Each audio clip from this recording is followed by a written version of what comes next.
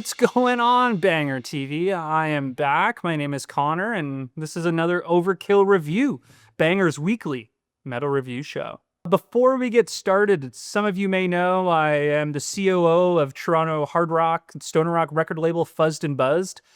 We have two amazing releases coming out. The first one, Witch Rot Soul Cellar, that is out May 23rd.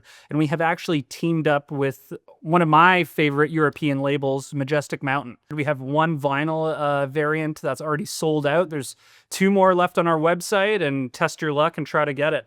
And then coming out at the end of April, we have our first ever release with an American band. That is a band called Plaque Marks, and they are members of Ecstatic Vision, Insane, and Swans. I know, so Plaque Marks is pretty noisy hard rock, and if you're into that, and if you're into whippets and other weird things that you can ingest, you need to ingest Plaque Marks. But that's not why we're here today. Today, we are reviewing a pretty hard rockin' record from Ohio, Columbus, Ohio hard rockers.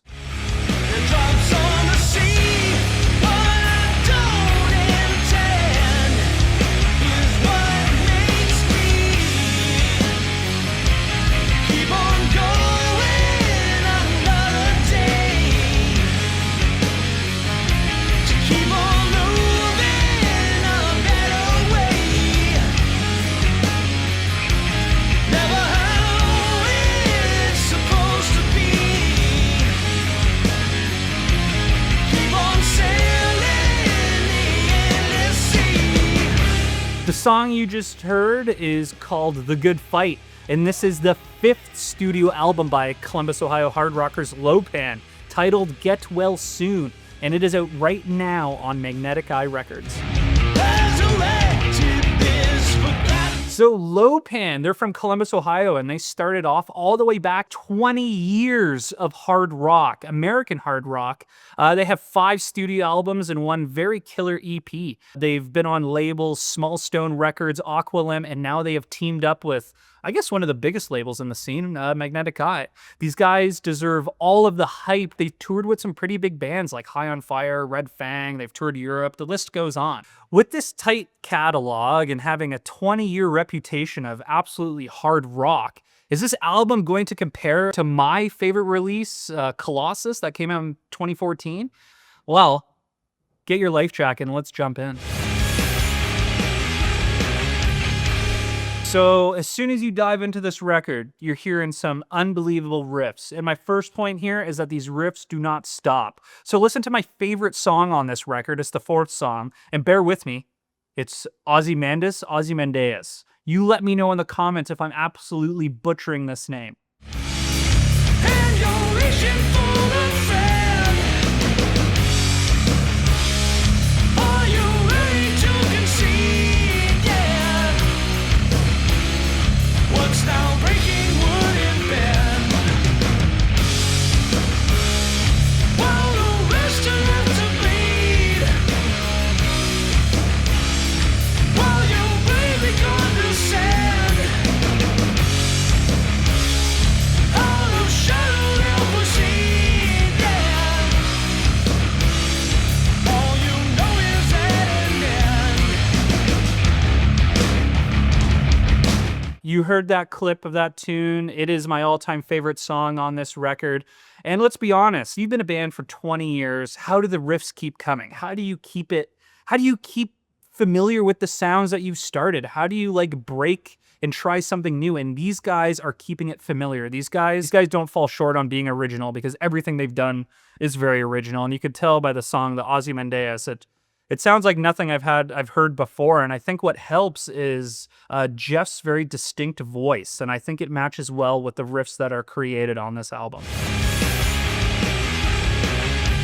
Before we get on to this next point, let's remember that metalheads are welcome. I know I'm a stoner doomer, and I love psych, but, you know, I got a soft spot for you metalheads, so check out Harper's Ferry.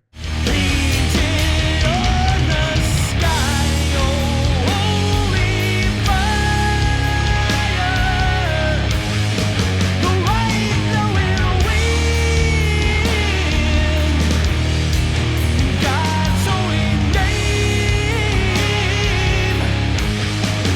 Call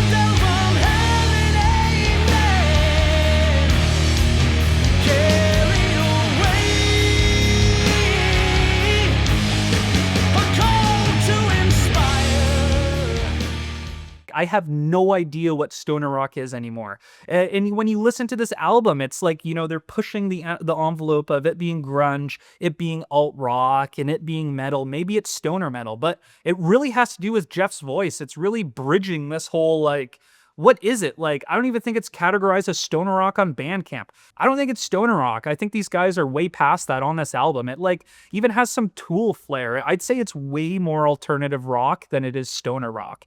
But is alternative rock stoner? I don't know, man. We're in this limbo. And I'm in this limbo now that I think about it more. But the sound has evolved. The only thing that really sounds similar with these guys are Jeff's voice. Very unique. I don't think there's another voice that is this active right now in this hard rock scene that sounds like Jeff. This album art is boring. All right, let's throw this up here. Okay, now let's look at 2017 Intentions. All right, then we'll look at Colossus 2014, and then we'll look 2011 Salvador. All of those are great covers. And this cover I find is boring. It could be a great single cover. It could be just a great album teaser. I've listened to this album 3 times a day since I got the EPK, and I don't get this album cover. It seems lazy to me. Artwork is important, and I just don't think this album art is very important.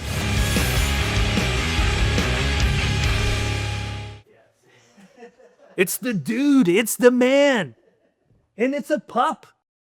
This album has so many melodic flares to it, and I think it has a bit more than previous. So first off, let's listen to God's Favorite Victim. Look behind your betrayal, and all you'll see, let lust on display. Behind the blood, I hope you will remember, there's a price to pay. All right, now let's hear a little bit of Six Bells. Tie down the albatross that holds the key. God not forgotten, never set me free. The way these two songs go back to back, I think it makes up for some of the other boring parts on this album, and we will get to that. It says a lot that these guys are able to use the melodicness from the vocals and the instrumentation on this. It flows nicely, and a lot of these songs do flow nicely together. And then going to my next point, man, sometimes this album can just be like, you're looking at your watch, is this done yet? You know, I find some of these songs can be a bit boring. Is it because it just has a bit too much alt rock for me? I do love my Tool, but I love them to an extent. And I think this might be a bit too Tool-y and a bit too alternative rock for me. Like, I do like that stuff, but, you know, I want to be laid back. You know, I sort of want to sit like this and listen to the album. But this album sort of has me, you know, sitting upright with good posture, but also like grinding my teeth, wondering when this will be done. I think there's like 4 songs on this album that I really, really, really liked. And there's 9 songs on this record, so you guys do the math. Speaking of math, let's get to this, man.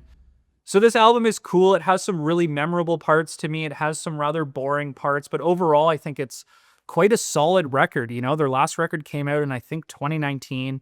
So it's been a few years of them working together and trying to sort something out. And it does seem like a big change for these guys. These guys, I think, are out of this whole stoner rock bubble. I think they have nothing to do with stoner rock anymore, and they've gone to this new approach of just being an alternative hard rock band, or even better, they're just American rock and roll. And it's fun, and I think these guys, to me, are more of a live band than they are a studio recorded band. Like, I've seen them live a couple times, and they are fantastic, and I think the way that they draw the crowd is amazing, and, you know, I love that Jeff stands in the back, which is also very Tool-y. I guess we're getting everything here now. It's all coming to a realization. These guys are a hard rock Tool band that does not sound like Tool, but sort of sounds like Tool, but their band is named Lopan. I am giving this 3.5 David Lopans out of 5.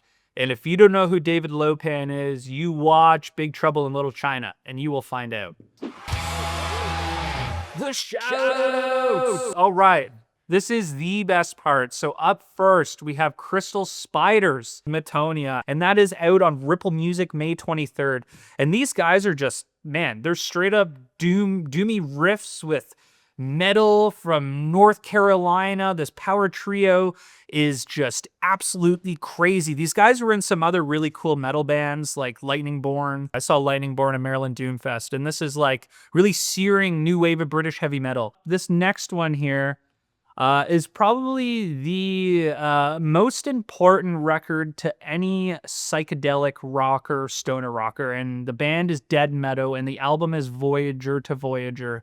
And that is out now, and it is the first album since the passing of the bassist Steve. He was there for basically the entire recording of this album, but never saw the release of this. I've seen Dead Meadow 3-4 times, and they're one of my all-time favorite bands, and hearing about the passing of Steve, it broke my heart because those guys are just so fantastic. And Steve was one of the main songwriters for all of the Dead Meadow stuff, so you know, kudos to Dead Meadow for keeping it going. This album will be in my top 10 this year, no doubt. Now we're keeping it local, and I know all of you guys love the local shout-outs. And this is Tumble, and this is their debut EP. It's titled Lost in Light, and it is out on Ecodelic Records and Stickman Records May 2nd. Tumble, man, those guys rock. They're a hard rock power trio band. You know, sound like Bang, like Pentagram, Blue Oyster Culty, you know, Sabbathy, but these guys are doing it right. They got the looks, they got the sound. You got to check that one out. And then also out May 2nd, we have Ox, and that is On Through the Sky Maze, the title of the record, and it is out on Black Throne Productions. Ox, this is their second album. What can we expect? They have a new bassist now, and this bassist, he screams, he growls, and that's sort of a first for Ox. So I'm very curious the response that everybody will give Ox with growly vocals. But it's not all growly, it's just bits. So it's pretty exciting. And that wraps up the review. I thank you all so much for tuning in. I thank you for the unbelievable support, and I thank you all for being yourselves, which is the most important thing in this world.